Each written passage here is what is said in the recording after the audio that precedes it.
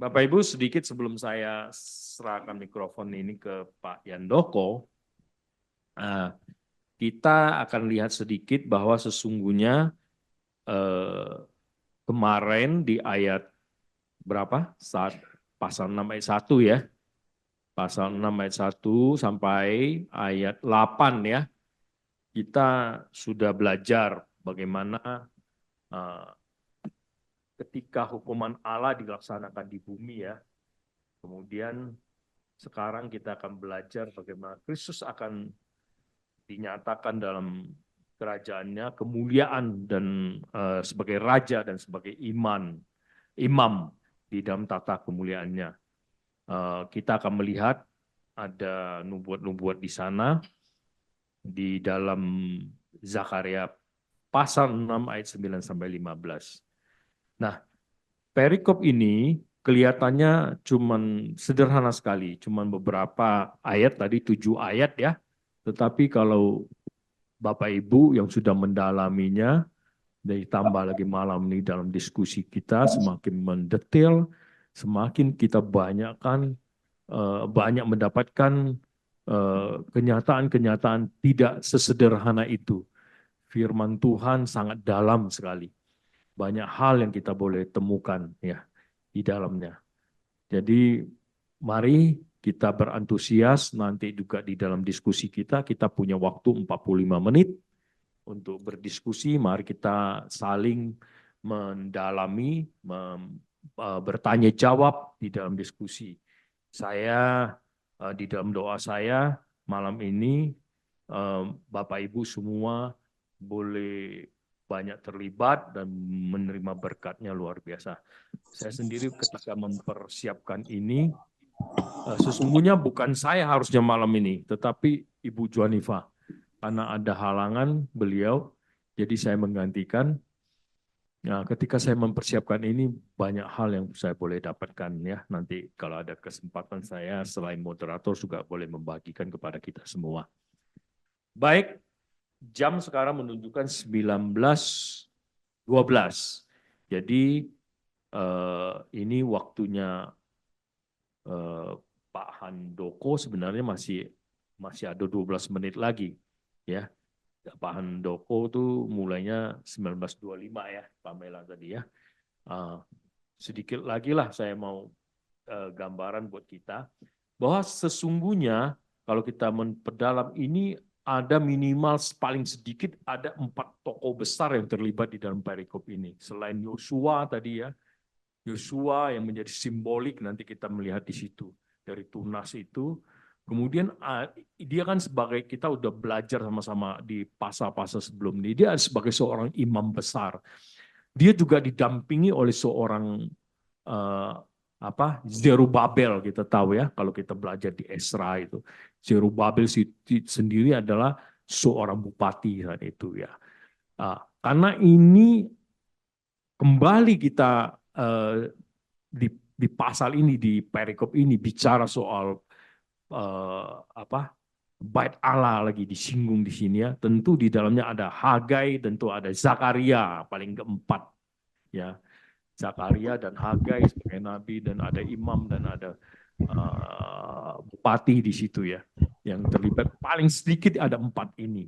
Nah kalau kita lihat dan Zerubabel, Yosua, ini orang-orang yang memang sangat dekat dengan apa yang menjadi garis keturunan yang dinubuatkan tentang Kristus itu, tentang tunas yang kita baca tadi. Ya, Zerubabel itu sendiri turunannya Daud. Kalau kita lihat, dia di situ di dalam referensi yang saya baca di Esra, dia sebenarnya putu ya, buyut dari Yosia. Yosia kita tahu seorang yang luar biasa dipakai Tuhan sebagai raja pada umur 8 tahun dan dia mulai mereformasi ya Israel ya, menjungkir balikan, mentumparuakan, menghancurkan, membabat habis sampai ke akar-akarnya tentang keberhalaan di saat itu ya, seperti itu. Nah, dari garis keturunan yang baik ini keluar timbul Zerubabel itu sendiri. Zerubabel sini juga di sini kalau kita lihat bapaknya kalau kita mau urut-urut, bapaknya itu sebagai raja juga sangat singkat, umurnya cuma 3 bulanan ya, terus dipecat sama Nebukadnezar, istilah saya dipecat seperti itu. Dan kakeknya sendiri, anak dari Yoyakim ya, Yoyakim ini. Itu nggak benar, jahat gitu loh ya, seperti itu. Tetapi kita lihat Zerubabel ini turunan baik, garis turun dari Daud semua. Oke, saya nggak panjang-panjang lagi. Silakan Pak Yandoko, waktu menunjukkan 19:16. Silakan Pak. Baik, terima kasih buat kesempatan yang diberikan. Ini yang pertama buat saya diberikan kesempatan untuk sharing. Jadi mungkin nanti saya butuh banyak masukan, saya butuh banyak bimbingan. Saya mencoba untuk memaparkan ya. Saya kebetulan ada buat slide, izin share screen. Ya, baik. Izin, saya membuat judul The Branch. Jadi kalau di dalam bahasa Indonesia kan tadi tunas ya. Nah, dalam bahasa Inggris disebutkan bahwasanya perkataan itu adalah the branch. Pakai kata the bukan pakai e. Jadi bukan a branch tapi the branch. Jadi dia tunggal, bukan jamak. Nah, saya memberikan subjudulnya mendirikan kerajaan Tuhan di bumi. Nah, ini saya ambil dari ini juga ya, dari YouTube ya, Bible Project. Nah, ini singkatan apa? Semacam rangkuman saja dari yang 8 penglihatan yang sebelumnya. Jadi ada yang berkuda, itu apa namanya, menandakan bahwasanya bangsa Israel itu sudah sebenarnya sangat-sangat menantikan kedatangan Mesias, menantikan pemulihan yang dijanjikan Tuhan. Jadi mereka terus bertanya-tanya, ini sudah waktunya enggak? Ini sudah waktunya enggak?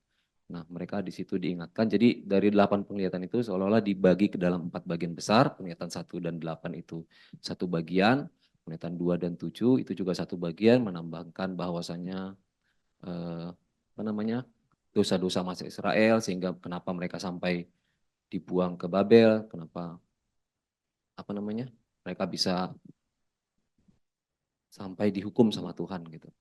Terus juga di penglihatan ketiga bahwasanya Israel itu diukur ya, tanah diukur. Nah, terus juga gulungan kitab itu terbang yang isinya itu kan apa, larangan-larangan dari Tuhan, itu sudah menggambarkan bahwasanya akan ada sebuah Yerusalem baru. Dan juga di penglihatan keempat dan kelima itu ada pakaian yang kotor dan itu dibersihkan, itu tanda-tanda sebagai bahwasanya doa Israel akan dihapuskan dan akan ada kerajaan Mesias yang akan datang, tapi dengan syarat jika mereka setia. Baik, saya lanjut. Nah, di Zakaria 6, kita dimulai di ayat 9 sampai di 10, tadi kita sudah baca. Nah, kalau saya meng-highlight itu di ayat 9, dikatakan bahwasanya datanglah firman Tuhan kepadaku. Jadi memang dari yang sebelumnya itu, 8 penglihatan, dari Zakaria 1 sampai Zakaria 6 sampai ayat ke-8, itu memang adalah penglihatan-penglihatan. Nah, dipercaya bahwasanya dimulai dari ayat ke-9 ini, itu penglihatan sudah berhenti. Jadi ini memang kalau dibilang ya mungkin dia sudah bangun dari tidur gitu, sudah bangun dari mimpinya dan dia didatangi oleh firman Tuhan. Nah, ini suatu hal yang luar biasa dan firman Tuhan itu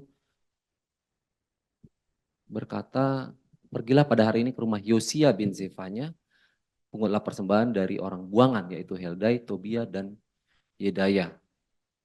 Dan orang-orang tersebut tadi yang disebutkan itu adalah orang yang datang kembali dari Babel. Ini saya highlight nama-namanya itu memang kalau kita membaca sekilas, apalagi kalau misalnya kita bukan orang yang sering, apa namanya, bukan kuliah dari STT gitu misalnya. Itu jadi pertanyaan sih, kenapa nama itu muncul. Padahal kan kita tahu bahwasannya orang-orang yang kembali itu mungkin sudah banyak. Bukan hanya ketiga orang ini, bahkan dari beberapa yang saya baca itu sudah ada beberapa istilahnya beberapa kloter lah. Dan kemungkinan Helda ini yang pada saat itu baru tiba mungkin di situ. Jadi Kenapa nama-nama mereka ini khusus disebutkan, dan bahkan di ayat 11 itu disebut pungutlah perak dan emas dari orang-orang tadi itu. Orang-orang yang mana? Orang-orang yang datang kembali dari Babel. Nah, saya mencoba mencari juga bahwasanya ternyata nama-nama tersebut memiliki arti yang sangat mengejutkan ya. Kalau misalnya, karena ternyata nama-nama tersebut tadi mempunyai arti yang kalau kita bilang itu berhubungan dengan Tuhan dan bahkan memuliakan Tuhan. Seperti Heldai misalnya itu kalau dalam bahasa Inggris dia God Word, dan kalau kita bahasa Indonesia kan dunianya Tuhan. Tobiah itu artinya kebaikan Tuhan atau Tuhan itu baik. Kemudian Zedaidah itu berarti Tuhan itu mengetahui, Tuhan itu kenal, dia dikenal oleh Tuhan. Kemudian Yosia yang berarti itu Tuhan menolong atau Tuhan menyembuhkan. Dan ini kalau kita juga mengingat kembali bahwasanya tadi kan mereka sudah datang kembali dari Babel. Nah, Babel itu adalah kalau di Alkitab itu melambangkan kejahatan, melambangkan keberdosaan manusia, melambangkan keduniawian. Nah, orang-orang yang tadi disebut tadi itu Heldai, Tobiah, Jedaidah, dan Yosia itu merupakan orang-orang exile, kalau dibilang, orang-orang buangan. Tapi mereka sudah dipanggil dan kembali dari Babel, masuk kembali ke tanah perjanjian. Nah, kalau itu saya membacanya seperti itu ya, itu bisa kita kembalikan ke diri saya sendiri. Saya adalah orang berdosa, saya adalah orang yang jahat, saya ada orang yang kadang masih jatuh dalam dunia, tapi Tuhan memanggil saya. Dan ketika disebutkan nama-nama tersebut, itu juga seolah-olah seperti, kalau saya seolah-olah seperti suatu penghargaan gitu. Bahwasanya Tuhan tuh ingat, Tuhan tuh tahu loh, itu firman yang berkata dan firman itu mengatakan nama-nama itu. Nama-nama kita, satu persatu, pribadi lepas pribadi, kita ternyata diingat oleh Tuhan. Kalau kita mau kembali dari Babel. Mungkin itu yang bisa saya dapat di situ. Terus yang ayat 11, saya highlight ya tadi udah disinggung sama Pak ini. Bahwasanya pungutlah perak dan emas dan buatlah mahkota. Dan kenakanlah itu kepada kepala imam besar Yosua bin Yosadak. Mahkota jelas berbicara tentang tahta ya, tahta, kerajaan. Berarti siapa yang dikenakan mahkota itu pasti adalah raja, bukan yang lain. Jadi pada ayat 11 ini disebutkan mahkota itu dikenakan atau dipakaikan kepada kepala imam besar. Dan ini kalau kita baca sejarah di Alkitab Perjanjian Lama itu belum pernah terjadi dalam sejarah Israel ada imam yang bisa menjadi raja atau ada raja yang sekaligus merangkap sebagai imam.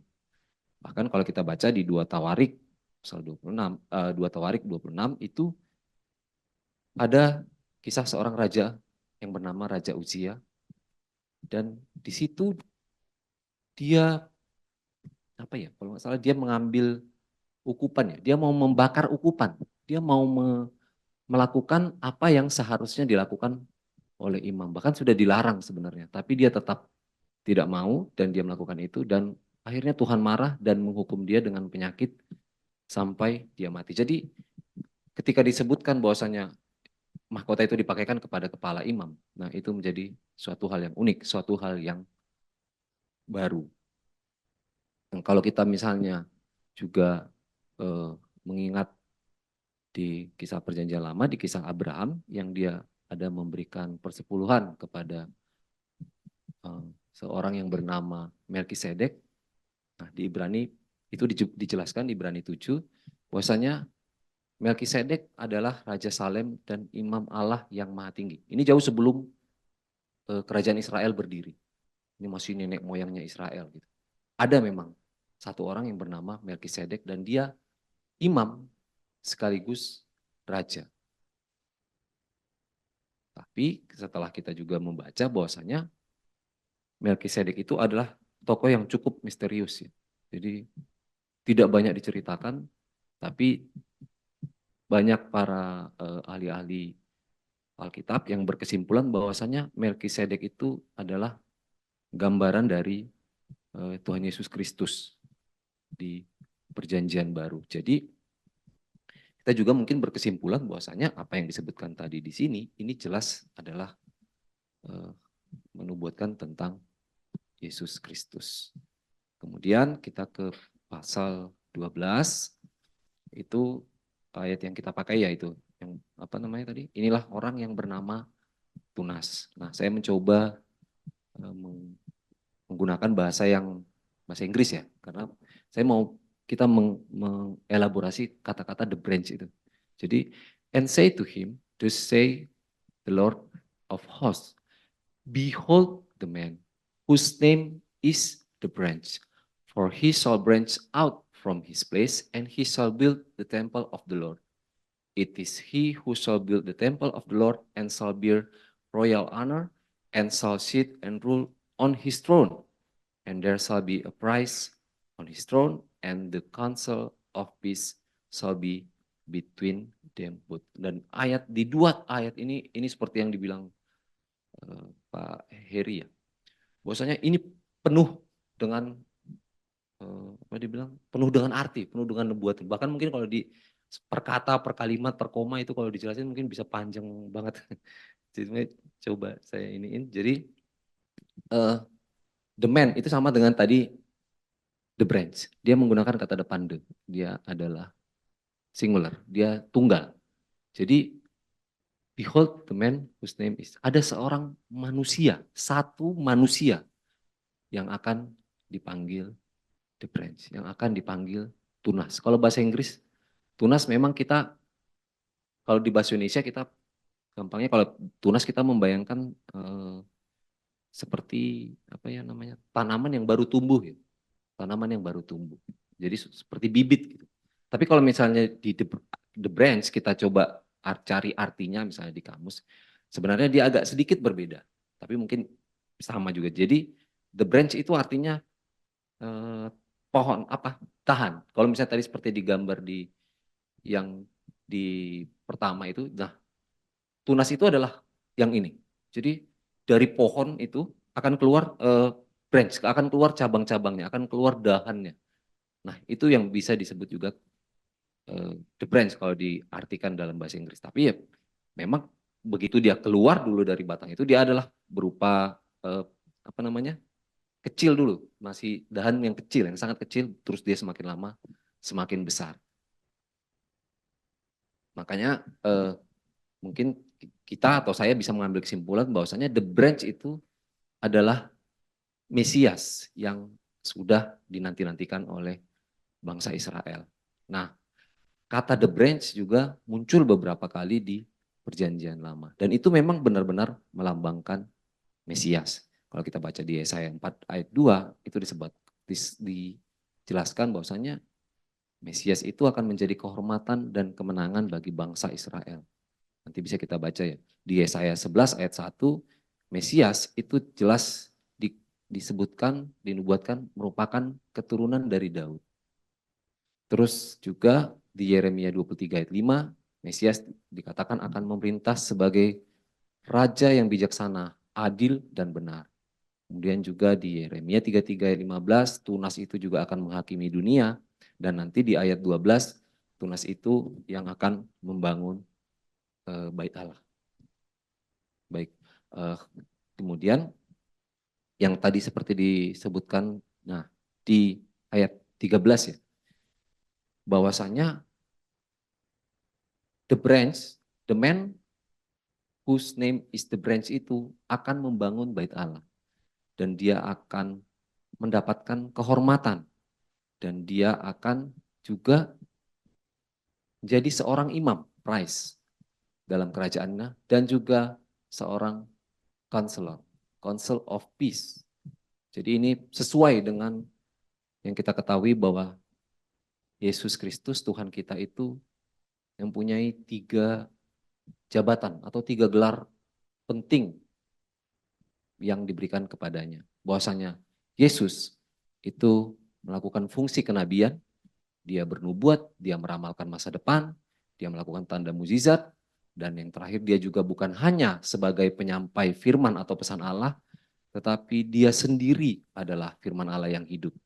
Kemudian Yesus sebagai imam besar kita, itu di Ibrani pasal 4 dijelaskan, dan juga di dalam 1 Timotius 2 ayat 5 dikatakan bahwasanya hanya ada satu Allah, dan hanya ada satu perantara yang menghubungkan Allah dengan manusia.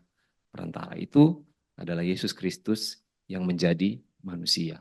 Kemudian yang terakhir, bahwasanya Yesus adalah sebagai raja di atas segala raja dan Tuhan di atas segala Tuhan, itu di Wahyu 19 ayat 6, yang memiliki segala kuasa di bumi dan di sorga, itu Matius 25 ayat 18, dan di atas namanya, nama Yesus, itu adalah nama di atas segala nama, di dalam Filipi 2 ayat 9 sampai 11. Jadi Jesus is the man whose name is the branch. Satu-satunya. Yesuslah satu-satunya. Yesuslah Mesias. Kemudian perihal membangun bait Allah, kita bisa membaca di dalam Yohanes 2 ayat 19, Yesus berkata, runtuhkanlah bait suci ini, dan dalam 3 hari aku akan mendirikannya, aku akan membangunnya kembali. Dan itu memang jelas bahwasanya yang dimaksudkan di situ adalah dirinya sendiri. Padahal dan sebelum ayat itu dia ketika pertama datang ke bait Allah yang dibangun itu dia malah memporak-porandakannya. Dia marah karena bait Allah pada saat itu dikotori oleh para imam-imam. Dijadikan tempat berjualan, dijadikan tempat ya mungkin karena perilaku curang-curang, semua ada di situ. Jadi dia marah dan dia ingin menyucikan bait Allah. Bahkan pada tahun 70 kita tahu setelah Tuhan Yesus naik ke sorga, bait Allah itu dihancurkan seperti sudah dibuatkan Tuhan Yesus. Bahkan satu batu tidak ada di atas batu yang lainnya. Dan itu terjadi juga karena izin Tuhan. Kemudian kalau kita tadi disebutkan bahwasanya itu kan dibilang membangun lah, terus di mana membangunnya? Apakah nubuatannya tidak digenapi? Nah, kalau kita membaca di Efesus 2 ayat 13, tetapi sekarang di dalam Kristus Yesus, kamu yang dahulu jauh sudah menjadi dekat oleh darah Kristus. Ayat 14, kita agak lompat nanti. Karena dialah damai sejahtera kita yang telah mempersatukan kedua belah pihak, yang telah merubuhkan tembok pemisah, yaitu perseteruan. Ayat ke-19, demikianlah kamu bukan lagi orang asing dan pendatang, melainkan kawan sewarga. Ini kumpulan orang ya. Dari orang-orang kudus dan anggota keluarga Allah. Ayat 20 yang dibangun di atas dasar para rasul dan nabi dengan Yesus Kristus sebagai batu penjuru. Yesus batu penjuru. Tiangnya, batu, kalau kita bangun rumah, pondasinya. Dan di ayat 21 dengan jelas dikatakan bahwasanya di dalam dia tumbuh seluruh bangunan, rapi, tersusun, menjadi bait Allah yang kudus. Menjadi bait Allah yang kudus. Di dalam Tuhan. Jadi dari ayat ini kita mungkin bisa mengerti, kita bisa mengambil kesimpulan. Bait Allah yang dibangun itu yang mana? Kita lah bait Allah yang dibangun oleh Kristus itu. Dia membangun kerajaannya di bumi, bukan bangunannya lagi. Bukan gedung lagi. Tapi orang-orang yang dipanggil tadi dari Babel itu menjadi bait Allah yang baru. Seperti jelaskan pada 1 Korintus 3 ayat 16. Tidak tahukah kamu bahwa kamu adalah bait Allah dan bahwa roh Allah diam di dalam kamu.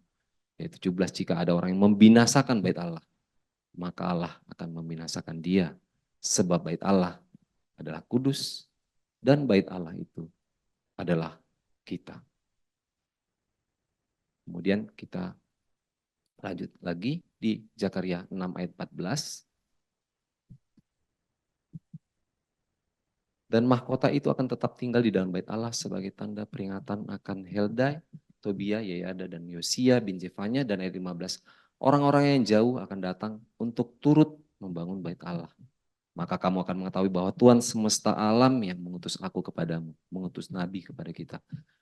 Dan hal ini akan terjadi apabila kamu dengan baik-baik mendengarkan suara Tuhan Allahmu. Untuk mengerti ini saya mencoba di Yohanes 15. Nah, di Yohanes 15 itu juga ada menyebutkan the branch. The branch. Tapi the branch-nya agak berbeda. Karena kalau tadi sudah jelas the branch itu adalah Tuhan Yesus. Tapi kalau di sini dikatakan, I am the vine and you are the branches. The branches, jamak dia. Kalau di dalam bahasa Indonesia, biar lebih gampang, saya baca dari ayat 5. Akulah pokok anggur dan kamulah ranting-rantingnya. Barang siapa tinggal di dalam aku dan aku di dalam dia, ia berbuah banyak. Sebab di luar aku, kamu tidak dapat berbuat apa-apa. Barang siapa tinggal di dalam aku, ia dibuang keluar seperti ranting yang menjadi kering. Kemudian dikumpulkan orang dan dicampakkan ke dalam api, lalu dibakar. Ayat 7. Jikalau kamu tinggal di dalam aku dan firmanku tinggal di dalam kamu, mintalah apa saja yang kamu kendaki dan kamu akan menerimanya. Makanya ketika tadi disebutkan bahwasanya hal yang dilihat oleh Zakaria tadi, yang difirmankan kepada Zakaria tadi terjadi, itu bisa terjadi jika kita bisa baik-baik mendengarkan suara Tuhan Allah. Itu hanya bisa terjadi jika kita tinggal, kita melekat kepada Tuhan. Kita menjadi branch-nya Tuhan. Jadi saya berpikir seperti ini. Disebutkan bahwasanya Tuhan Yesus itu adalah the branch. Dia adalah cabang, dia adalah tunas. Tunas yang akan mendirikan kerajaan Allah di bumi. Jadi ketika dia baru datang, dia dinubuatkan di perjanjian lama. Dia adalah seolah-olah dari sorga dia tumbuh di bumi. Menjadi tunas, kemudian dia tumbuh, dia membangun kerajaannya. Dia menjadi pohon di bumi. Dan dia menjadikan kita kerajaannya, kita menjadi anak-anaknya, dan kita menjadi cabang-cabangnya. Seperti lagu anak sekolah minggu ya. Yesus pokok dan kitalah carangnya. Mungkin itu yang bisa saya sharingkan, saya tambahkan sedikit. Jadi ada Thomas Watson, ini seorang pendeta di Inggris di abad 19 awal kalau tidak salah. Dia berkata, Bible knowledge without repentance will be but a torch to light a man to hell. Ini saya sangat saya kena banget gitu. Jadi ya mudah-mudahan ini bisa menyadarkan kita semua juga bahwasanya pengetahuan akan firman Tuhan. Seperti kita yang kita lakukan saat ini misalnya. Kita lagi mendalami firman Tuhan. Kita membaca firman Tuhan. Kita menggali lebih dalam. Tanpa perubahan, tanpa pertobatan, itu akan seperti sinar. Dia tetap menjadi sinar. Tapi yang diarahkannya, senter itu mengarah kemana? Bukan ke sorga, tapi ke neraka. Itu mungkin bisa jelas sangat kita tahu kalau di perjanjian baru itu ahli-ahli Taurat ya. Ahli-ahli Taurat, orang-orang Farisi. Tidak ada yang bisa melawan mereka terkait dengan pengetahuan akan firman Tuhan. Tidak ada. Mungkin mereka bisa hafal luar kepala itu isi firman Tuhan. Tapi apa yang terjadi? Mereka tidak bertobat. Dan Tuhan mengatakan, kau bukan hanya masuk neraka, pintu neraka itu kau mengajak orang malah masuk neraka. Jadi itu menjadi pengingat bagi kita karena seharusnya kalau kita semakin mendalami firman Tuhan, kita pasti semakin disadarkan. Disadarkan bahwasanya kita adalah orang yang berdosa. Semakin dalam lagi kita gali. Ternyata perbuatan baik itu belum tentu baik. Berarti kita masih berdosa lagi.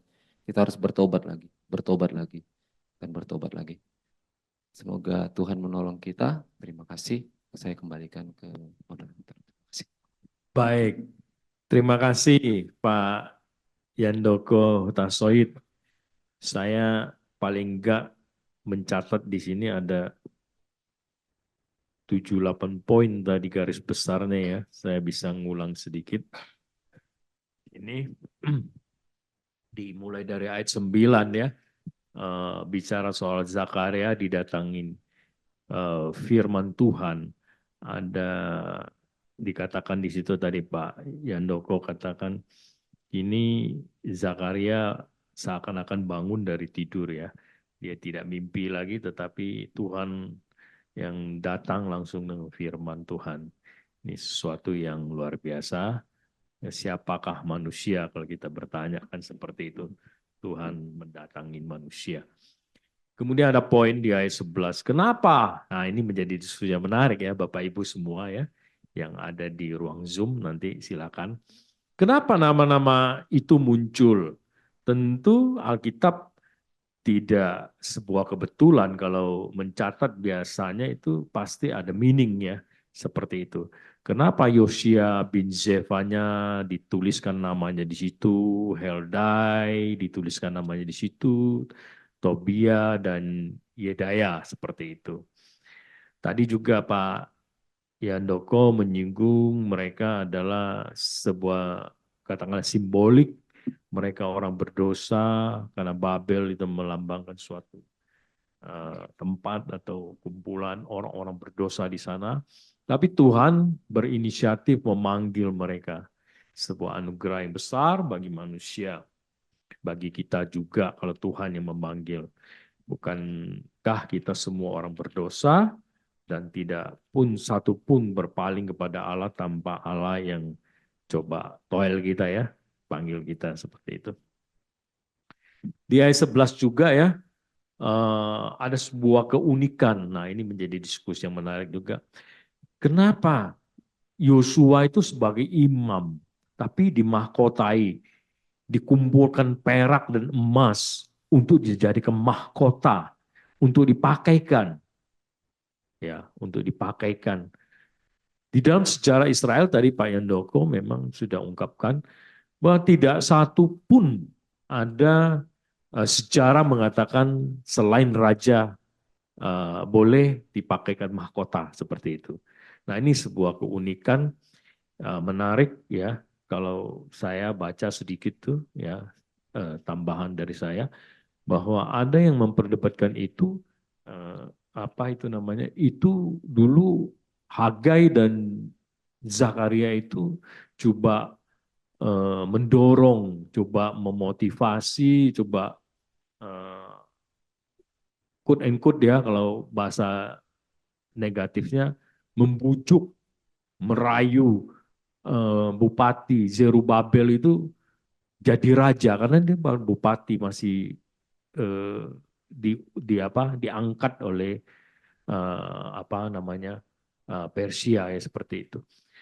Jadi sudah pulang sekarang yuk jadi raja aja. Bukan mahkota itu dibikinkan untuk dia, tetapi di dalam perdebatan itu para teolog menyimpulkan bahwa oh tidak jadi ya, karena memang itu mahkota bukan buat dia gitu loh ya seperti itu memang untuk imam.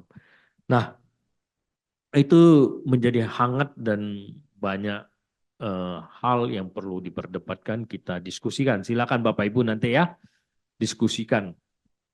Kemudian ada catatan saya, the man whose name is Branch ya, dia adalah tunas itu.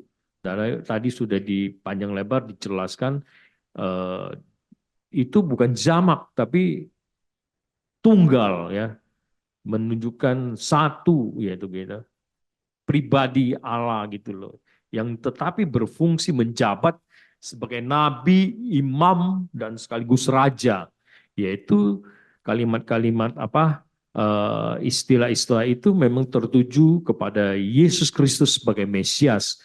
Kalau kita melihat tadi sudah ditunjukkan Pak Yandoko baik di dalam perjanjian lama, perjanjian baru ya. Mesias itu sendiri, Kristus sendiri membahasakan dirinya seperti itu. Dia sebagai bait Allah itu seperti itu. Bapak Ibu ada referensi Yesaya 11 ayat 1, Yeremia 33 ayat 15, Yesaya 53 ayat 2, nanti bisa dibaca itu menunjukkan apa tadi, siapa itu Mesias itu seperti itu ya. Sudah dinubuatkan di dalam perjanjian lama. Kemudian ada poin berikutnya yang saya catat di sini. Mesias itu Yesus Kristus, dia berbicara tadi sudah saya ungkapkan dalam Yohanes 2 ayat 19. Dia itu bait Allah sendiri. Seperti itu. Bahkan di dalam 1 Korintus 13 ayat 16, Rasul Paulus juga ungkapkan itu ya. Dia sebagai kepala, dia sebagai bait Allah, dia akan membangun kerajaan Allah di tengah bumi ini dan menjadikan orang-orang pilihannya sebagai bait bait Allah sendiri ya. Kita adalah tubuh Kristus sebagai bait Allah. Nah, dan terakhir catatan saya adalah mengenai ayat 14 sampai 15. Itu bisa kita bandingkan dengan Yohanes 15 ayat 5 sampai 7 tentang pokok anggur ya. Kristus sebagai pokok anggurnya, pengusahanya Bapa di surga dan kita adalah carangnya. Dan kita nggak bisa berbuat apa-apa dan kita tidak akan berbuah apabila kita nggak di dalam Kristus, di dalam pokok itu. Nah ini gambaran tentang 14-15, bahwa kesetiaan itu, kesetiaan umat Tuhan itu akan memberikan hasil berkat Tuhan yang kelimpahan. Tetapi adalah keterkutukan, ketidaksetiaan itu mendatangkan keterkutukan. Kita juga udah pernah bahas ini ya. Ada beberapa referensi sini saya catat juga ya bahwa kalau setia menerima berkat, tapi kalau tidak setia menerima kutuk. Ya bisa baca juga kembali ke Zakaria pasal 3 ayat 7 ya. Ulangan pasal 1 ya, itu bicara soal ini.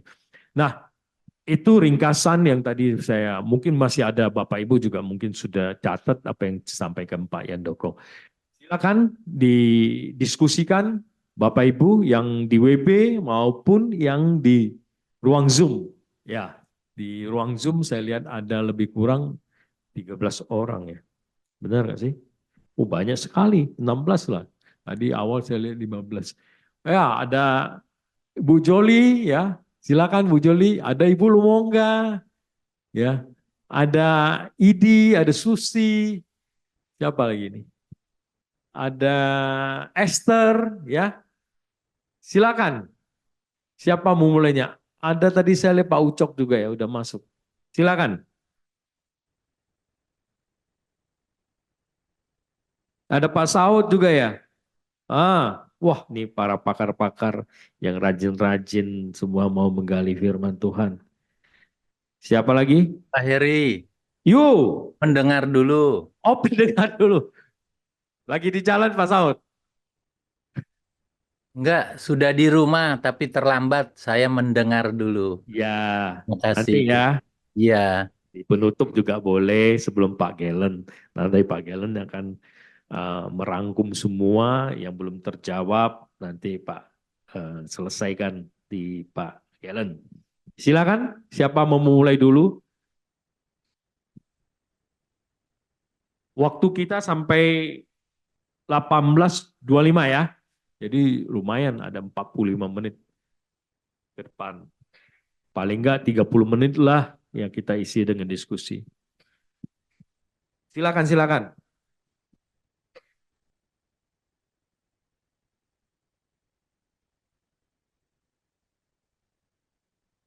Nggak ada yang mau tanya ya? Udah pada pakar-pakar semua, udah paham semua. Saya bertanya deh buat mancing nih. Ya. Di situ disebuti di ayat 9 ayat 10 ya, kalau nggak salah itu. Sampai 11 sebenarnya. Itu disinggung Yosia, tapi Yosia ini bin Zefanya. Apa sama dengan Raja Yosia yang tadi saya bahas di awal? Di umur 8 tahun menjadi raja menggantikan bapaknya Amon yang jahat itu. Yang diturunkan ramai-ramai oleh Israel. Sama nggak sih? Ayo, silakan.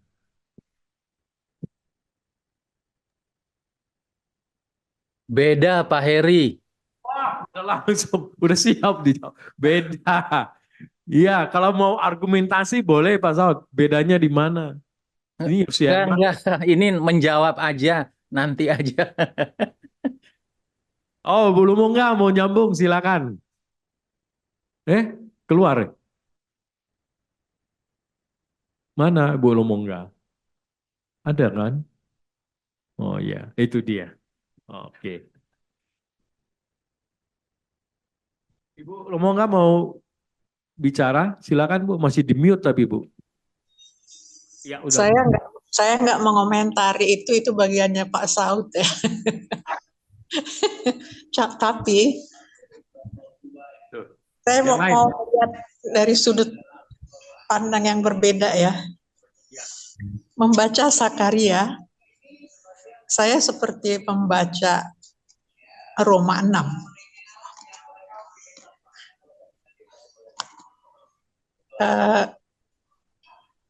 Karena Sakaria itu intinya adalah kembalilah padaku maka aku akan kembali padamu. Itu. Nah, di pasal 1 sampai di pasal 3 sampai 6 itu mulai kelihatan bagaimana caranya untuk kembali kepada Allah.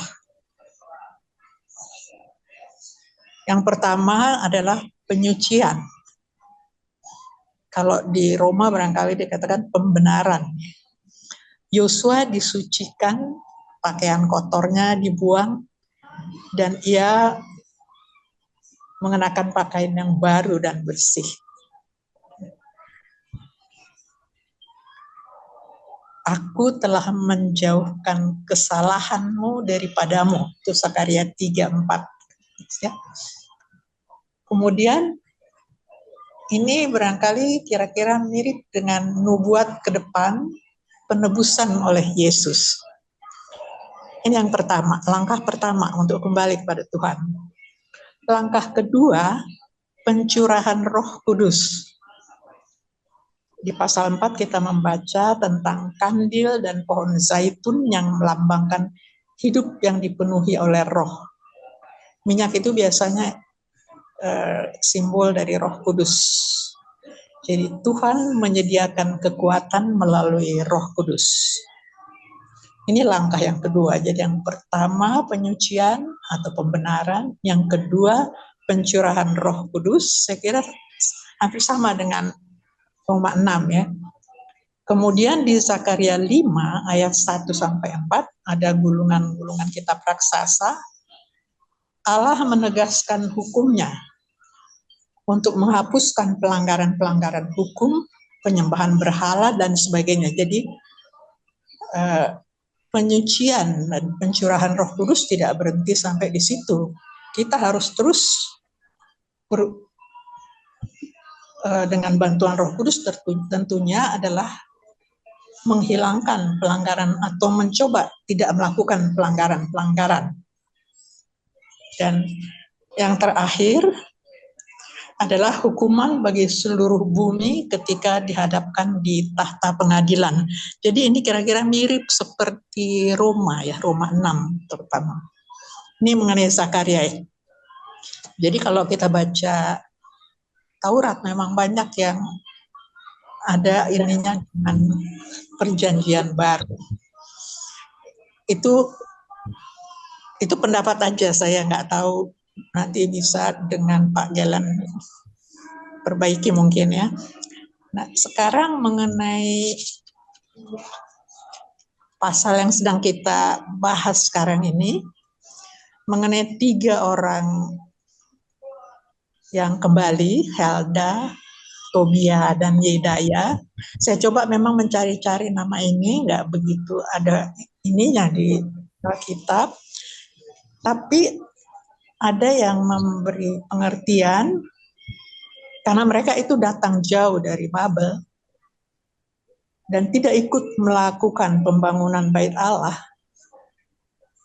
Mereka hanya membawa persembahan, jadi sebagai kontribusi mereka dalam membangun Bait Suci, tidak dengan tenaga mereka, tapi dengan persembahan-persembahan mereka. Dan ini akan menjadi pengingat bagi generasi-generasi berikutnya bahwa walaupun kamu di tempat jauh, tidak ada di Yerusalem,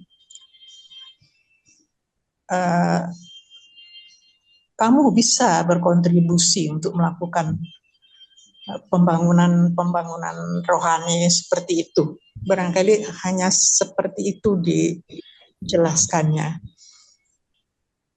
Dan saya malah melihat, karena ini kebetulan 3 orang, jadi saya ingat persembahan orang Majus kepada kanak-kanak Yesus dulu. Hadiah 3 orang dari tempat jauh untuk Yesus. Saya nggak tahu apakah ada ada persamaannya ya. Dan untuk pengangkatan Yosua menjadi raja, di sini tentunya sifatnya adalah simbolis karena tidak mungkin dilakukan pada masa itu karena itu masih di bawah di bawah koloni Persia, jadi nggak mungkinlah mereka melakukan penobatan seperti itu. Jadi hanya bersifat simbolis. Imam dengan raja itu barangkali adalah karakter mesianik. Jadi ini tadi yang sudah dijelaskan panjang lebar oleh Pak Yandoko ya.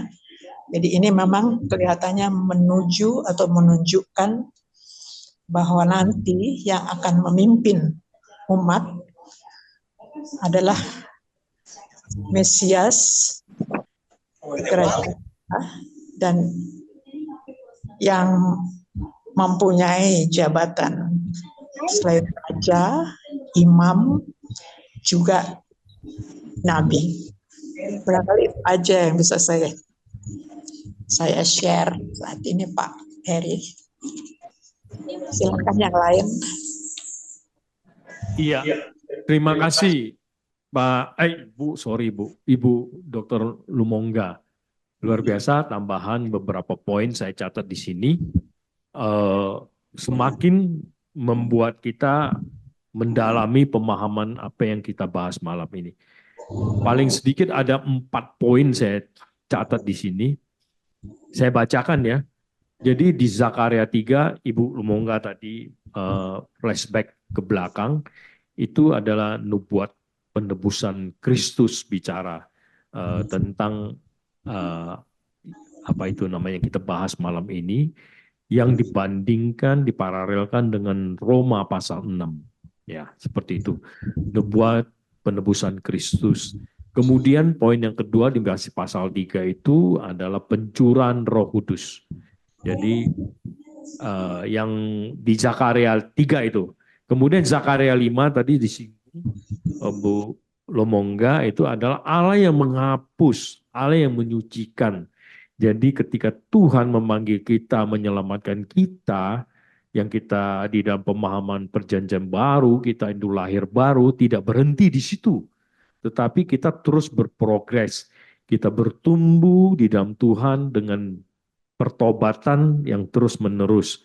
Ya, pertobatan sekali, ya kelahiran baru, dan banyak ada pertobatan kecil istilah saya ya.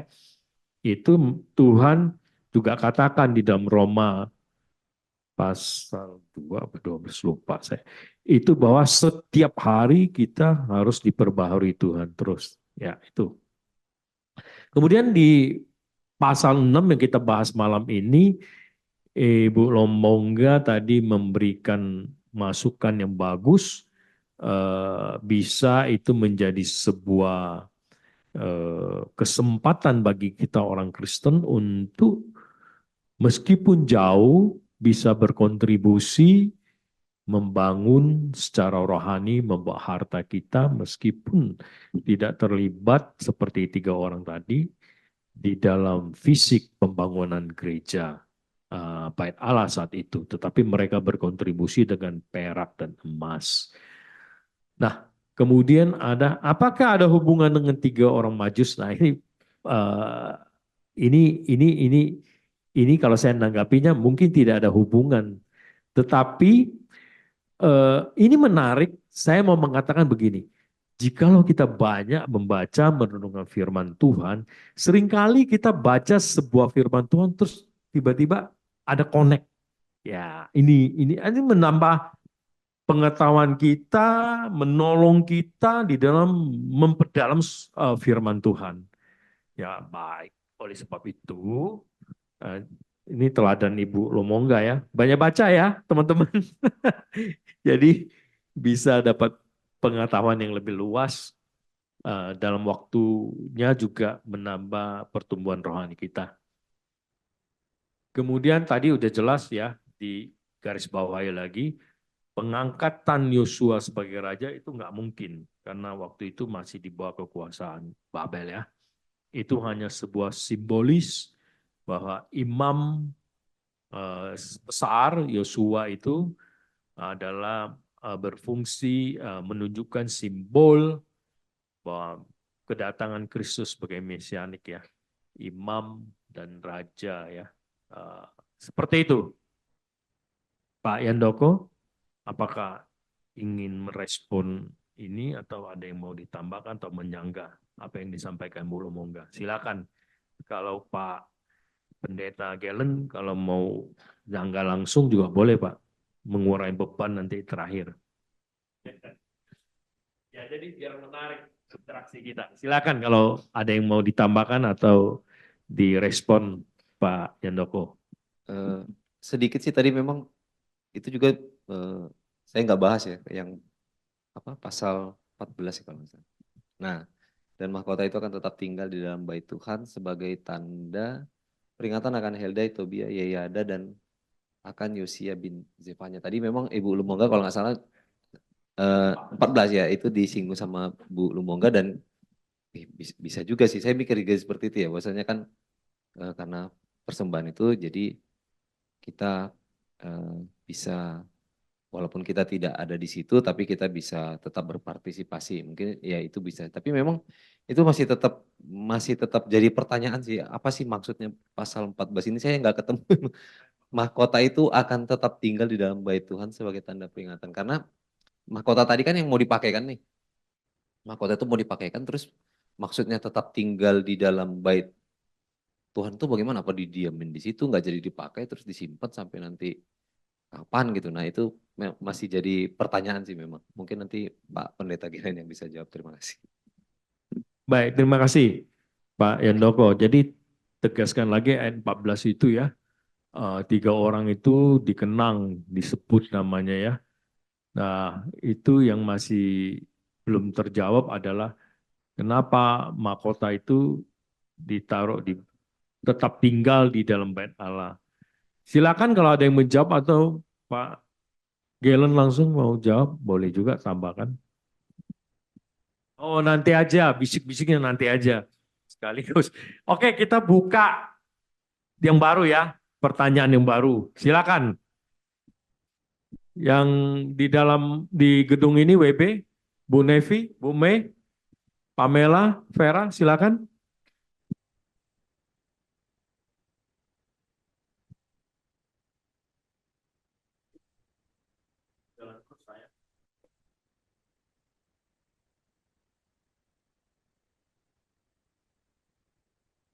Atau yang di Zoom, Pak Ucok, ada. Bu Joli, silakan. Kalau nggak ngerti, jangan malu kita bertanya. Kalau ada dapatkan sesuatu yang baru yang belum dibahas, silakan berkontribusi di dalamnya supaya yang lain juga paham.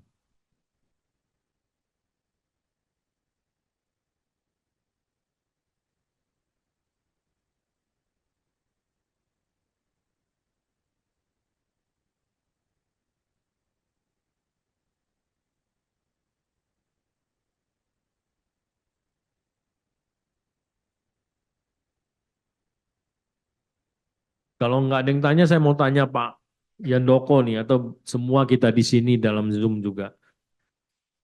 Datanglah firman Tuhan, ayat 9. Datanglah firman Tuhan kepadaku bunyinya, pergilah pada hari ini juga ke rumah Yosia bin Zefanya. Tadi Pak Saul udah nyaut, bukan, itu bukan Raja Yosia. Tapi siapa dia kok ke rumahnya banyak banget itu. hartanya atau apa itu.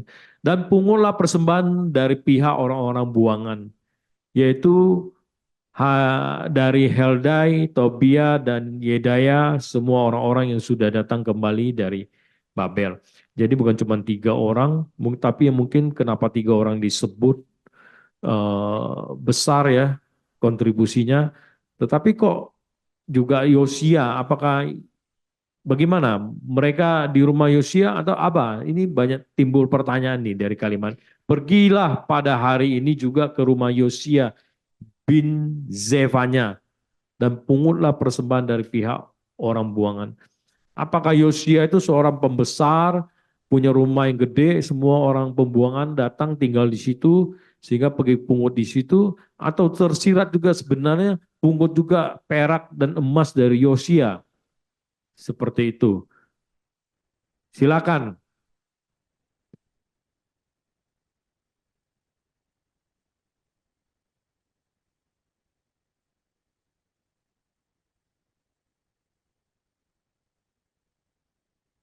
Baik, mungkin Siapa dulu? Gantian, oke. Iya Pak. Bu Nevi dulu. Ya. Iya, saya baca dari Sabda ya Pak. Yosia ini siapa? Dia dikatakan putra yang menggantikan Raja Amon dari Yehuda, ayah dari Segonia, nenek moyang Yesus, putra dan penerus Amon, Raja Yehuda, putra Zefanya, penjaga harta karun kuil yang dikembalikan dari Babilonia. Nah itu yang saya baca dari Sabda. Ya jadi itulah, jadi bukan Yosia bin Zefanya yang bin Yosadak. Yang kalau di kitab apa tadi? Yang Bapak jelaskan pertama. Iya, oh Yosua ya. Ini sih. Tapi Oh iya, kalau Ibu kalau bacakan, Ibu Yosua. menyimpulkan bahwa itu raja, anaknya Amon. Iya, dia dikatakan putra yang menggantikan Raja Amon. Ya, jadi gimana yang benar nih? Tadi Pak Saud bilang bukan, ini bukan Raja Yosia. Tapi Dari Yehuda loh. ya. Yang benar yang mana? Kalau menurut Bu Nevi, referensinya dari mana Bu Nevi? Bahwa Sabda. Ini dari Sabda ya Pak. Di mana sabdanya, di mananya? Yang di nama, buka di nama. Jadi di Zakaria itu dibuka. Kamus. Iya. Oh, kamus nama. Iya, di situ kan ada kalau kita buka Sabda, di sana ada referensi nama, gambar him gitu. Jadi di situ ada. Bisa Ibu Nevi bacakan ulang supaya semua mendengar?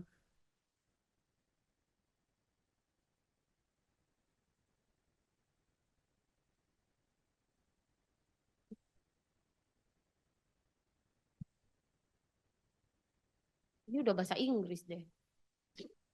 Saya pakai bahasa di bawahnya ada terjemahannya Bu. Di atas bahasa Inggris, bawahnya bisa bahasa Indonesia. Di ini. Ini. Mana ini? Ini. Bentar ya. Soalnya saya juga tadi translate. Oke, ini aja deh. Aduh. Jadi hilang saya buka kamusnya. Sabar ya Bapak Ibu. Sabar. Lagi dicari nih. Bisa aja dibaca Pak. Ya. Ya, Yosia ini adalah the son who succeeded King Amon of Judah, the father of Jeconiah and ancestor of Jesus, son and successor of Amon, king of Judah, son of Zephaniah, custodian of the temple treasures that were returned from Babylon. Nah, saya nangkapnya yang awal kalimat pertama Yosia bin Amon. Itu saya percaya itulah Raja Yosia, betul. Tetapi ada kalimat berikutnya yang tadi Ibu baca, bin Zefanya. Itu siapa bin Zefanya? Bisa jelasin lagi. Yosia disebut bin Zefanya. Anak dari Zefanya. Son of Zephaniah, ya. Nah, berarti apakah Zefanya itu adalah Amon? Karena di dalam kata-kata bahasa Ibrani suka satu nama, satu orang namanya itu bisa 3-4. Ya, bisa Yosua misalnya. Yosua itu bisa kata lainnya eh Yosua. Gimana Pak? Lapangannya Yos. Ya, saya susah ngomongnya. Ya, kira-kira seperti itu lah. Jadi satu nama itu bisa sebutannya, sorry, satu orang bisa sampai 4 nama disebut memang seperti itu. Nah, ini yang harus ini. Dan mendukung, nanti Pak Yandoko tadi mau apa? Masih ada hubungan ini nggak? Mau jawab tadi? Masih ada hubungannya? Sebelum ke situ saya tambahkan sedikit. Kalau mendukung apa yang disampaikan Bu Nevi, saya jadi timbul pemikiran begini. Datang ke rumah Yosia, Yosia kan raja itu udah mati, nggak zamannya itu. Ini kan kembali dari pembuangan. Yosia padahal Raja Yosia mati sebelum masa pembuangan. Masa pembuangan adalah cucunya Yosia, betul cucunya Yosia. Yoyakim menggantikan bapaknya Yosia adalah jahat masih di Yerusalem. Itu tambahan dari saya.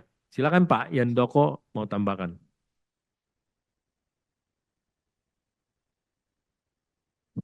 Ya, penasaran sih mau lihat yang tadi itu kan. Jadi kalau yang sebenarnya kan kalau di ayat 14 itu kan diulangi lagi tuh. Bentar ya. Ya, dan 13, 14. Nah, dan mahkota itu akan tetap tinggal di dalam bait Tuhan sebagai tanda peringatan akan Heldai, Tobia, Yodaya, dan akan Yosia bin Sefanya. Jadi kalau saya sih membacanya kalau dari sini mereka itu satu apa namanya satu kelompok lah gitu, satu kelompok atau mungkin kalau dibilangnya satu kasta lah istilahnya kan. Jadi ya kemungkinan ya Yosia di sini ya juga termasuk orang yang pulang dari Babel gitu. Tapi tadi kalau nggak salah ada disebut apa bendahara apa apa ya gitu ya. Di sewaktu dibacakan ya tadi yang terakhir itu bendahara dari orang dari pulang dari Babel. Nah itu apa mungkin di situ yang pulang. Nah, kemungkinan ya termasuk dari orang-orang yang kembali itu. Dia raja? Bukan, Bukan. tetap orang-orang yang kembali dari Babel. Kalau Ibu Nevi bilang itu raja. Raja, bukan. Yang gantikan Raja Amon ya Raja Yosia. Raja Yosia memang gantikan Amon. Amon kan diturunkan bangsa Israel kan. Menisrakan seperti itu. Oke, ini ada dua pemahaman yang berbeda. Ya, silakan Bapak Ibu apa mau memperdalam ini?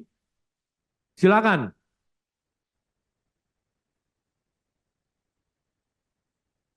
Tidak ada? Kalau tidak ada saya akan close dan saya akan membuka termin baru. Silakan, topik baru yang mau diskusikan. Saya hitung ya. Adakah 1, 2, ada yang minta Pak Saud bersuara ini. Mana nih Pak Saud? Tadi bilang bukan gitu loh. Ayo. Pak Saud? Belum? Oke. 3. Saya close. Tugasnya Pak Pendeta ini nanti. Terakhir. Nah sekarang kita buka yang baru. Silakan kalau ada yang mau bertanya lagi.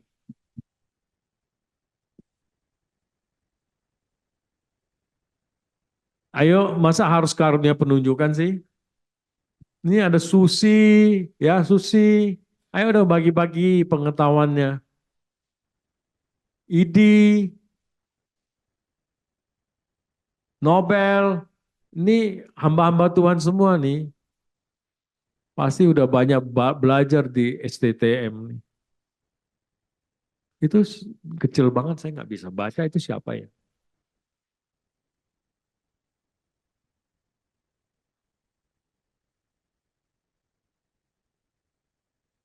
Larry, oh iya ada Larry ya. Ada Pak Uco.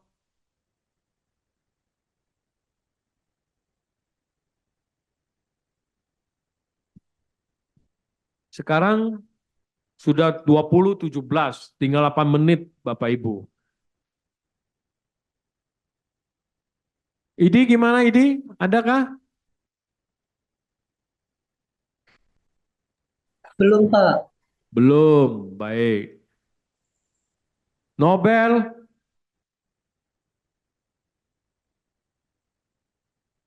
Halo Nobel, Sama, Pak. Belum juga, Pak.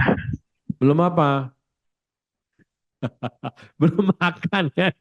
Masih menyimak dulu, Pak. Masih menyimak, baik. Pamela, nah, saya beralih ke gedung. Pamela, adakah? Masih belum. Vera, kau jangan diem-diem terus. Kebanyakan diem. Ayo bagi-bagi ilmunya. Mendengar. Bu Mei, yang megang corong. Ya, Bu Iya, Nevi, tambahkan. ini Silakan. ya kita tadi di ayat 14 ya. Sekarang saya di ayat 15 Pak. Ini luar biasa nih. Sang Tunas ini ya.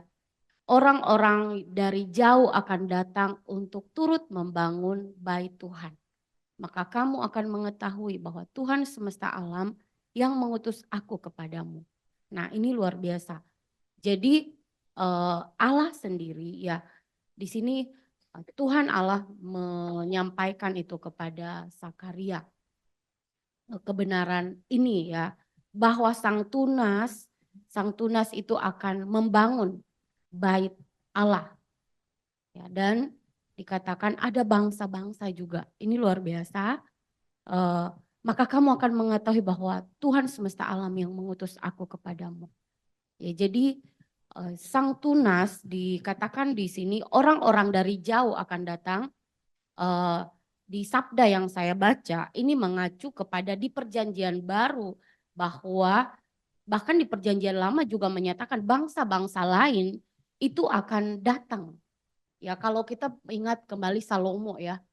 Salomo ketika dia membangun bait suci dikagumi oleh bangsa-bangsa di sekitar dan mereka datang. Wow, dan mereka terpukau dan mereka melihat Allahnya Salomo yang luar biasa. Ya, dan di dalam kebenaran firman Tuhan bahwa Sang Tunas yaitu Raja Yesus Kristus, dia adalah Sang Tunas Mesias yang akan datang dan bangsa-bangsa yang lain ini ya mereka juga beroleh anugerah.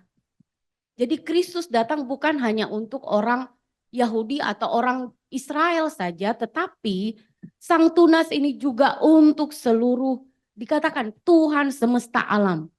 Jadi Allah mengasihi umat manusia yang dia ciptakan di muka bumi ini. Nah, dan dikatakan di sini, ya, dan hal ini akan terjadi apabila kamu dengan baik-baik mendengarkan suara Tuhan Allahmu. Ya, tadi Pak Yandoko angkat dari kitab Yohanes. Ya, barang siapa tinggal di dalam aku dan aku tinggal di dalam, akulah pokok anggur yang benar. Barang siapa tinggal di dalam aku. Di sini dah. Kalau bahasa Indonesia kurang terlalu nendang, tapi kalau bahasa Inggrisnya luar biasa. Ya, di ayat terakhir ini sangat dalam kalau dalam bahasa Inggrisnya saya baca. Walaupun saya nggak pintar-pintar bacanya ya Bapak Ibu ya. Tapi di situ dalam banget firman Tuhan ini dikatakan. Ya.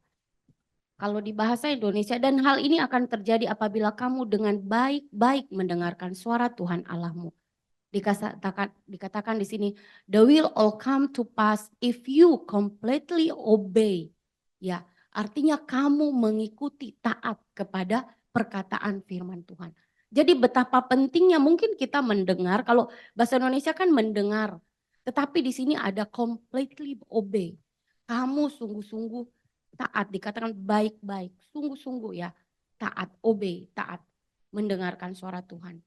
Jadi betapa kita bersyukur akan janji kedatangan Sang Juru Selamat. Ini dinyatakan pada perjanjian lama bahwa Sang Tunas itu akan datang. Dan dinyatakan di perjanjian baru, dialah Sang Mesias, ya Yesus Kristus. Dan untuk kita saat ini, betapa luar biasa firman Tuhan ini sempurna adanya kebenaran Alkitab. Dan tinggal bagaimana kita Apakah kita completely obey? Taatkah kita kepada apa yang sudah difirmankannya? Percayakah kita sungguh-sungguh kepada Allah? Mempercayakan hidupkah kita sungguh-sungguh kepada Tuhan? Ini menjadi pertanyaan saya secara pribadi. Suara Tuhan yang kita dengar, perenungan kita melalui firman Tuhan, Sang Juru Selamat itu.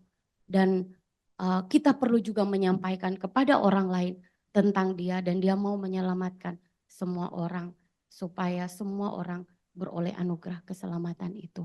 Bangsa-bangsa lain terutama ya termasuk kita yang ada di Asia, yang ada di Indonesia ini, kita bersyukur beroleh anugerah keselamatan ini. Terima kasih Pak. Ini dari saya. Iya, terima kasih Bu Nevi. Jadi ayat 15 ini Bu Nevi membagikan bahwa luar biasa berkatnya. Dia dapatkan bukan hanya dalam bahasa Indonesia, tetapi dalam bahasa Inggris lebih tegas lagi dan lebih jelas lagi, bukan hanya sebatas baik-baik mendengarkan Tuhan, tetapi ada ketaatan, kesetiaan kita terhadap Pak Heri. firman Tuhan. Sebentar, gantian ngomong bro. Tadi dipanggil nggak jawab. Bentar, sip. Saya kasih waktu nanti, meskipun over sedikit nggak apa-apa. Khusus untuk Pak Saud, malam ini luar biasa bajunya merah. Menyala.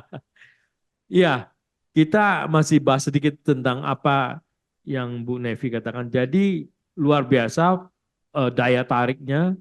Ibu tadi sudah mencontohkan dalam perjanjian baru ketika bait Allah dibangun dari Salomo, banyak orang datang mengagumi itu, baik di dalam perjanjian baru juga demikian. Bahwa Kristus datang bukan hanya untuk orang Yahudi, tetapi termasuk kita yang menerima itu ya, kita yang dicangkokkan istilahnya. Puji Tuhan, ya seperti itu. Tapi jangan lupa, ini konteksnya ayat 15 ini adalah ini akan terjadi, Tuhan bilang. Apabila, apa yang terjadi maksudnya? Apa yang terjadi? Maka kamu akan mengetahui bahwa Tuhan semesta alam akan mengutus aku kepadamu. Itu akan terjadi, Tuhan hadir di dalam pembangunan bait Allah. Tadi Pak Yandoko sangkutkan itu dengan pembangunan bait Allah itu adalah umat tubuh Kristus ya. Kristus sendiri kepalanya sebagai bait Allah. Nah itu akan terjadi apabila kamu setia, kan gitu. Nah, tapi di dalam konteks kita sekarang ini maksudnya bagaimana itu? Nah, apakah ketidaksetiaan kita terus menghilangkan keselamatan yang Tuhan berikan? Atau ketidaksetiaan kita membuat berkat-berkat Tuhan itu menjadi kutuk bagi kita? Tadi saya sampaikan di awal. Kalau setia, mendapat berkat Tuhan berkelimpahan. Tetapi tidak setia, ada kutuk Tuhan atasnya. Itu poinnya ya. Terima kasih. Sekarang terakhir. Pak Saud, silakan 5 menit saja. 5 menit. Ya, terima kasih. Sebenarnya tadi saya mau jawab, cuman maklum gaptek, jadi yang ketutup semua. Jadi bingung saya. Maklum lah. Enggak, saya hanya mau coba menerangkan yang Yosia. Kalau Yosia bin Amon dan cucunya apa namanya raja itu beda. Jadi kan kalau Yosia itu adalah bin Amon rajanya Yehuda, kemudian cucunya Manasye. Ya, jadi kalau kita mau lihat tentang Yosia raja itu adalah dari dua raja-raja 22, 23 dan dua Tawarik 34 dan 35. Itulah Yosia sang raja Yehuda yang memerintah di Yehuda dari tahun 639 sampai 609 sebelum Masehi. Jadi kalau yang Yosia bin Zefanya itu adalah teman sebayanya Zakaria, berbeda. Kalau mau lihat kalau Yosia bin Zefanya tidak banyak, tidak ada, bahkan hanya di Zakaria. Tapi kalau mau lihat ayahnya yang seorang nabi, yaitu kitab Zefanya sudah jelas. Jadi Yosia bin Zefanya itu seorang nabi meneruskan Zefanya. Sedangkan Yosua bin Zadok ya itu adalah seorang imam besar pada masa itu. Itu aja sih simple. Silakan. Siap, terima kasih Pak Saud. Jadi ini nanti kalau Bu Nevi belum puas, bapaknya lah yang menjawab nanti. Ya, nah, tapi Pak Saud, saya mau garis bawahi yang Pak Saud sampaikan dulu, biar clear dulu. Ya. Jadi menurut Pak Saud itu dua hal yang berbeda, dua orang yang berbeda. Yosia sebagai raja itu adalah bin Amon, anaknya Amon. Sedangkan Yosia yang disebut bin Zefanya ini adalah anak daripada Nabi Zefanya. Yes. Betul Pak Saud? Betul. Oke, terima kasih Bapak Ibu semua untuk diskusi malam ini yang semakin menambah wawasan kita. Jangan berhenti di situ, tetapi simpan di hati, lakukan di kehidupan kita. Itu lebih penting. Tidak hanya sekedar mengisi knowledge kita saja ya. Sekarang mari kita dengarkan yang belum terjawab dari Pak Gelen Marpaung. Silakan waktunya kami persilakan Pak Gelen. Terima kasih Pak Penatua Heri.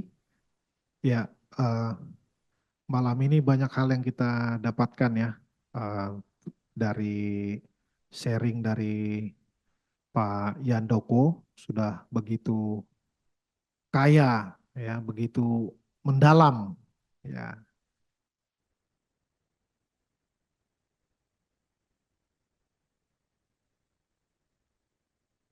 Ya, saya mau bagikan apa yang saya dapat dan juga tentu nanti ada pertanyaan yang tadi ditanyakan akan juga dijawab.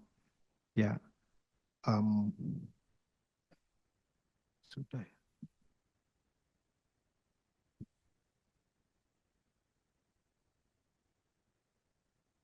Ya, di kitab terjemahan baru dengan TB2 ini dari judul perikopnya saja sudah berbeda. Ya, saya pakai TB2 sekarang, terbitan LAI. Ya, sekalian saya dorong kita untuk juga membeli Alkitab TB2 ya. Saya pakai TB2. Di sini dari judul perikopnya, kalau di TB yang TB lama lah, TB1 istilahnya ya, terjemahan 1974, Kerajaan Sang Tunas di Yerusalem. Kalau di TB2 ini perikopnya judulnya Mahkota Imam Besar dan Sang Tunas. Ya, makanya langsung jadi slide-nya begitu ya, Mahkota Imam Besar dan Sang Tunas. Ya, ini adalah dua hal yang penting untuk dibahas dan kedua-duanya tadi sudah dibahas juga oleh Pak Yandoko ya, bagaimana mahkota itu dipakainya oleh raja bukan oleh imam ya. Imam kan punya spek fashion tersendiri ya, dijelaskan itu di perjanjian lama di imamat bagaimana pakaian imam, dia nggak pakai mahkota apalagi terbuat dari emas dan perak ya, itu identik dengan jabatan sebagai raja ya. Tetapi di sini Tuhan memang secara eksplisit mengatakan kenakanlah kepada kepala imam besar Yosua bin Yozadak ya. Dan selain mahkota tadi Sang Tunas ya, tunas ini memang banyak artinya, yang kecil tanaman yang bibit juga tunas juga namanya ya. Kalau kita baca semua kata selain tunas juga tadi yang juga sudah dipaparkan oleh Pak Yandoko, ada kata lain juga, taruk. Ya, tunas dan taruk ini ya sinonim juga. Ya, kalau kita lihat saja dari terjemahan bahasa Indonesia pun ada memang maknanya adalah suatu ranting atau daun yang keluar dari batang. Ya, itu termasuk makna dari taruk. Ya kan, taruk, tunas, ada yang bilang tunas Daud, ada yang bilang taruk akan keluar dari tunggul Isai. Ya, di Yesaya 11 dan itu makna yang sama sebenarnya. Dan kemudian tadi diperdalam lagi oleh Pak Yandoko tentang akhirnya kita juga di Yohanes 15 tadi kita menjadi cabang-cabangnya, branches ya, menjadi jamak di sana. Maka kita seharusnya menjadi perpanjangan tangan Tuhan ya di dalam dunia ini. Nah, apa yang mau saya bagikan dari yang saya dapatkan ada beberapa hal ya di ayat 9 di sini bagaimana seorang pemimpin mendapat petunjuk dari Tuhan ya, mendapat petunjuk dari Tuhan harus begini harus begitu ya. Saya tidak tahu apakah beberapa pemimpin gereja masa kini merasa sama seperti di zaman perjanjian lama ya, dengan mengatakan Tuhan bilang kepada saya ya. Ini jadi mirip nih yang zaman now ya. Kalau kita lihat ini sih kebanyakan ya memang di perjanjian lama ketika Tuhan langsung secara audible berkata-kata kepada para pemimpin ya, kepada para pemimpin. Dalam hal ini adalah kepada nabi. Nabi memang mendapatkan pesan langsung dari Tuhan ya. Dalam hal ini adalah Nabi Zakaria. Nah, ini pemimpin yang tepat ya. Nabi biasanya dikaruniakan keberanian juga termasuk untuk menegur raja ya dan lain sebagainya. Kemudian di sini itu di ayat 9 ya. Kalau udah dapat sesuatu dari Tuhan harus disampaikan ya, entah itu menyenangkan entah itu tidak menyenangkan. Nah, lalu di ayat 10 ini beberapa orang tadi makna-maknanya bagus semua ya, sudah dijelaskan oleh Pak Yandoko. Ya, beberapa orang dipilih Tuhan untuk berbagian dalam pembuatan mahkota imam besar. Nah, ini saya juga merenungkan ini kan kalau dibandingkan dengan zaman sekarang, wah Tuhan bilang sama saya, kalian serahkan dompet kalian, ya yang pakai kalung lepaskan, ya ini untuk pelayanan. Ya kan begitu. Ya, tapi kalau di Alkitab tentu tidak mungkin salah, ya tidak mungkin salah. Nabi tidak berani untuk berlebihan menambah-nambahkan apa yang tidak diperintahkan oleh Tuhan. Ya, di sini ada orang-orang tertentu yang dipilih untuk berbagian, ya 3 orang ini dalam pembuatan mahkota. Ini tidak murah, ya perak dan emas, ya. Perak dan emas, waduh, nggak dibilang ini berapa gram, yang pasti bukan 1 gram ya. Kalau 1 gram nggak bisa buat bikin mahkota, ya nggak bisa buat bikin mahkota. Mahkota itu cukup besar dan cukup berat. Tidak disebutkan berapa banyak, tapi yang pasti tidak sedikit dan tidak murah. Dan saya juga cari-cari nama-nama ini sangat asing dan dicari-cari memang hanya ada di sini, ya hanya ada di sini. Termasuk Yosia bin Zefanya. Ya, jadi tadi yang disebutkan Pak Saud ya sangat tepat ya, bahwa ini orang yang berbeda. Kan nama bin itu kan anak dari, ya anak laki-laki dari. Udah jelas Yosia bin Amon, ya, anak laki-laki dari Raja Amon. Naik ke atas lagi Manasye. Ya, kalau ini Yosia bin Zefanya, ya Yosia bin Zefanya. Ini orang yang hidup sejaman dengan Nabi Zakaria. Bahkan dikatakan di sarapan pagi Biblika itu dikatakan ini teman sebaya katanya. Teman sebaya dari Nabi Zakaria. Nah, kemudian ini juga menarik tadi, udah disinggung juga, mahkota dikenakan kepada kepala imam besar, bahwa biasanya mahkota itu dikenakan kepada raja.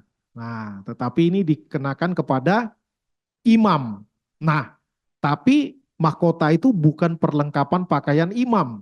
Ya, maka di sini kita bisa mengertinya bahwa ini hanya simbolis atau dikenakan 1 kali. Ya, karena Tuhan bilang suruh ke rumah itu untuk mengenakan. Udah disuruh kenakan.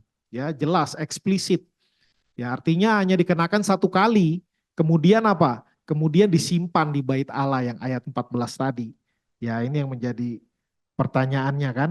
Akan menjadi tanda peringatan di dalam bait Tuhan. Ya, di dalam bait Tuhan. Artinya hanya dipakai sekali, lalu disimpan di bait Allah, di bait Tuhan sebagai tanda peringatan. Ya, tentu penafsir para teolog di sini pun ada berbagai pendapat, setidaknya 2 pendapat besar yang mengatakan bahwa ini gambarannya yang satu benar kepada Yosua, yang satu lagi bilang sebenarnya Zerubabel katanya gitu.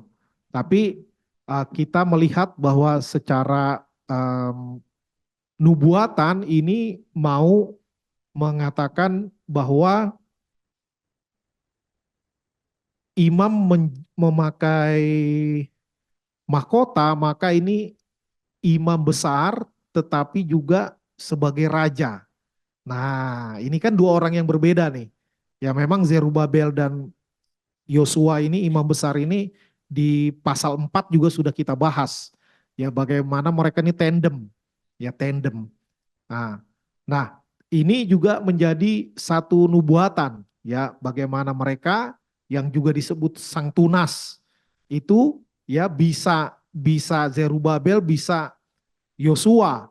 Ya intinya mereka tandem. Tetapi dua jabatan ini, imam besar dan raja, itu nanti digenapi secara tuntas, secara sempurna di dalam diri Yesus Kristus.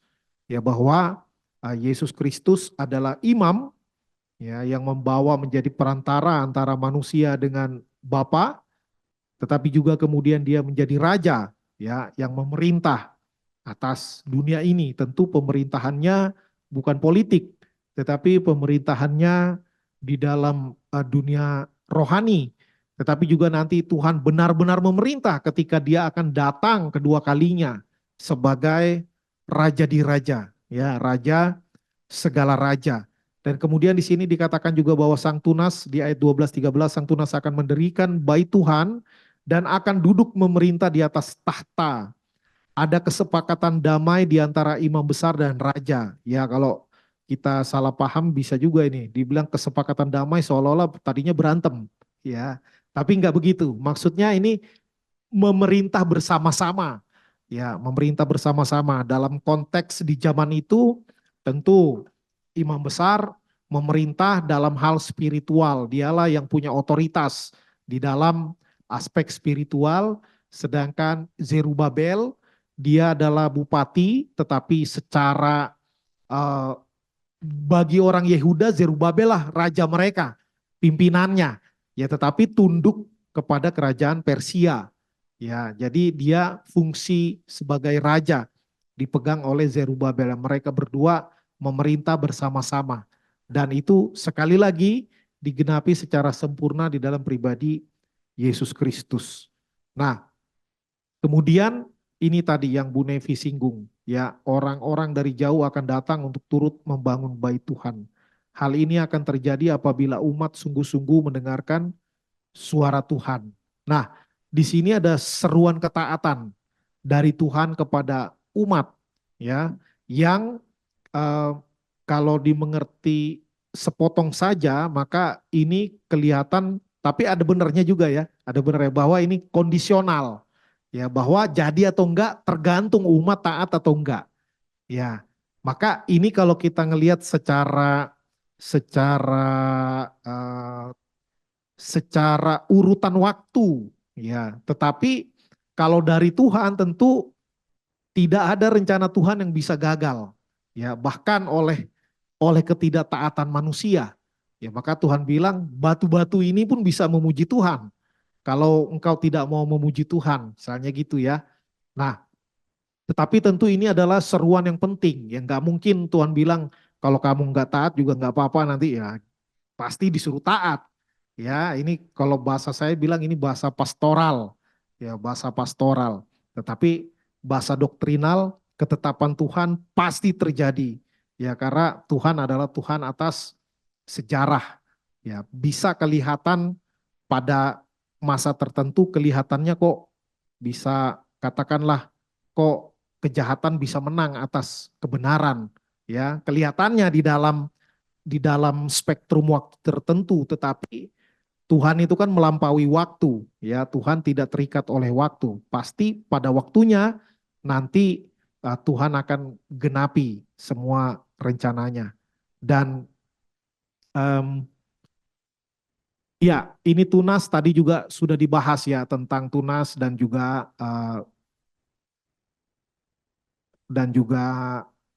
apa tadi taruk ya, tunas dan taruk ya, ini nggak saya bahas lagi. Lalu ini dua hal ini ya, ini tadi juga udah saya singgung.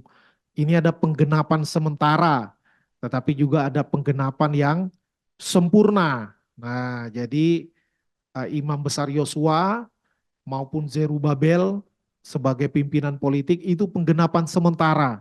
Nah, tetapi nanti penggenapan sempurnanya itu di dalam diri Yesus Kristus sebagai imam sekaligus sebagai raja.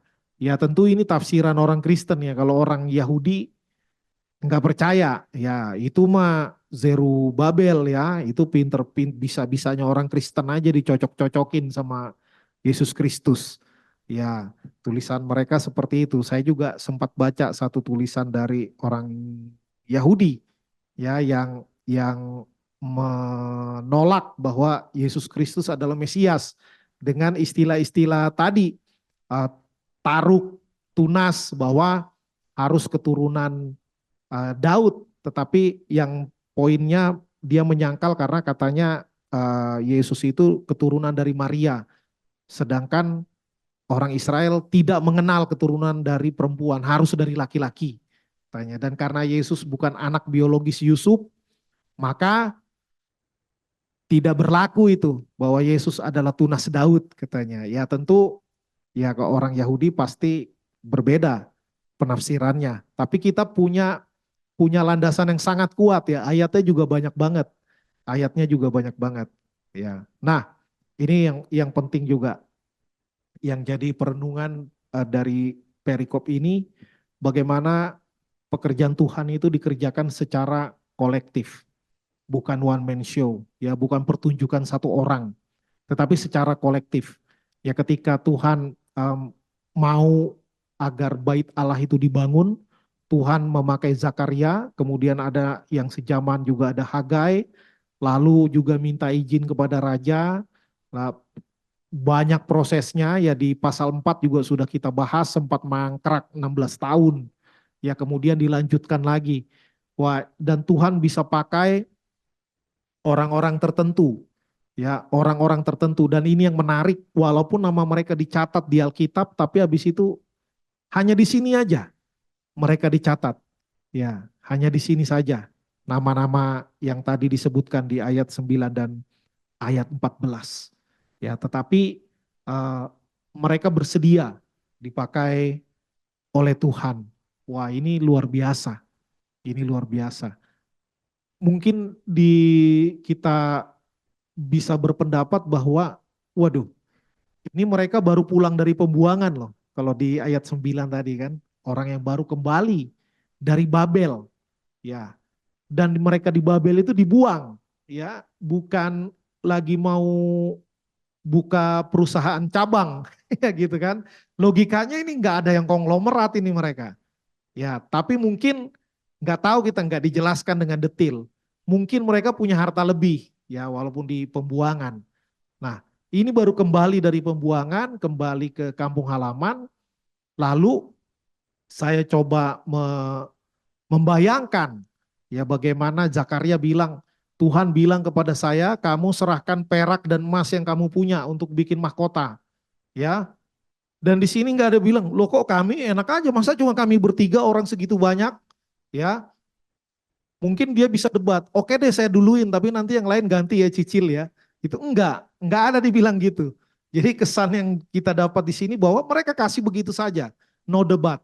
Ya, no debat, nggak dibilang ini buat modal usaha saya nih karena baru pulang ke Yerusalem.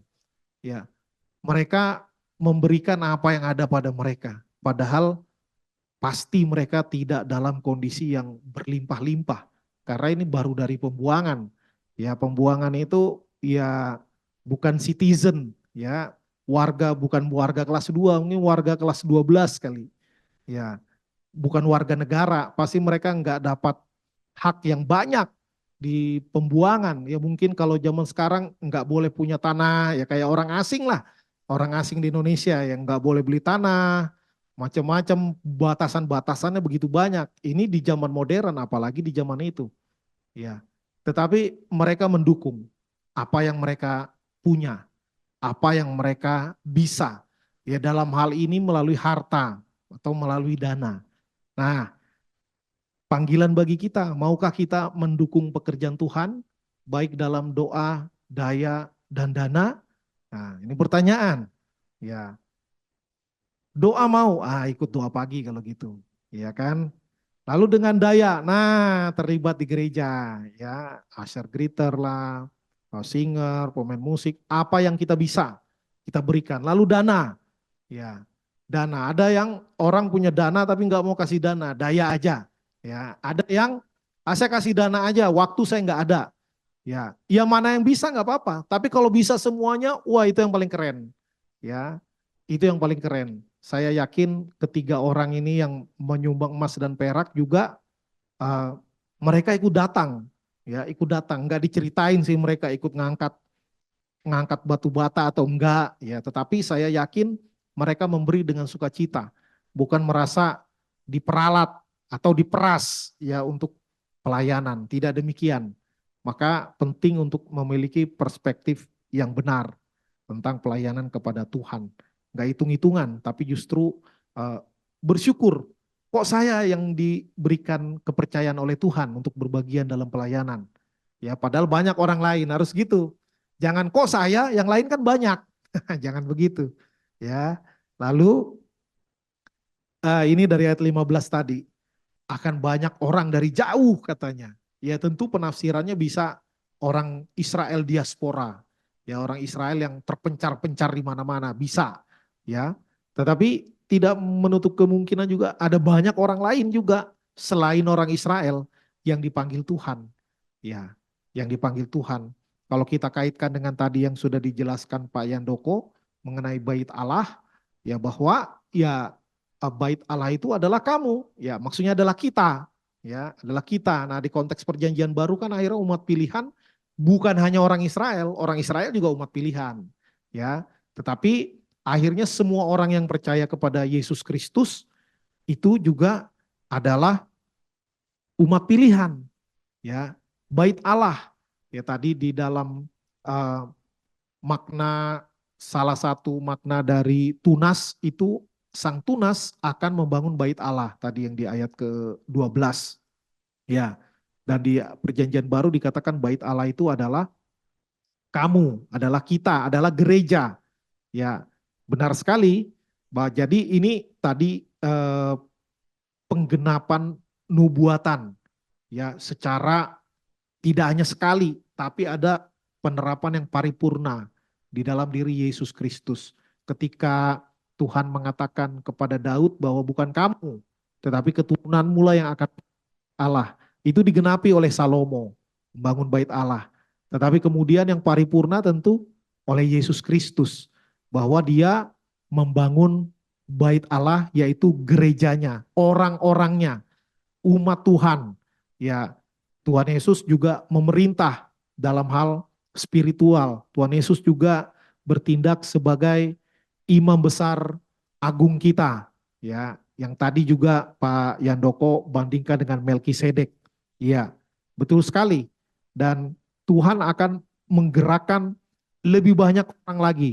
Ya, bahkan jikalaupun orang-orang itu menolak, katakanlah misalnya yang 3 orang tadi menolak, Tuhan gerakan yang lain lagi. Ya itu hal yang sederhana sekali bagi Tuhan. Dan biasanya ketika sesuatu itu memang perintah Tuhan, Tuhan akan membuat satu, kalau zaman sekarang dibilang kegerakan. Ya, kalau dalam dunia misi dibilang api Injil. Ya, api Injil itu sekarang ada di mana ya Kak? Orang bilang sekarang api Injil ada di Asia. Ya, dulu kaki Dian atau istilah lainnya kaki Dian. Dulu berapa abad lalu di Eropa. Ya, tetapi sekarang Eropa meredup. Sekarang kaki Diannya atau api Injilnya atau kegerakannya, revivalnya ada di Asia. Ya, di Asia. Yang saya dengar di dunia misi itu sekarang di Iran. Ya, di Iran itu pertobatan massal luar biasa sedang terjadi kegerakan. Nah, jadi kalau di satu tempat pun anak-anak Tuhan tidak taat, Tuhan akan bangkitkan daerah yang lain.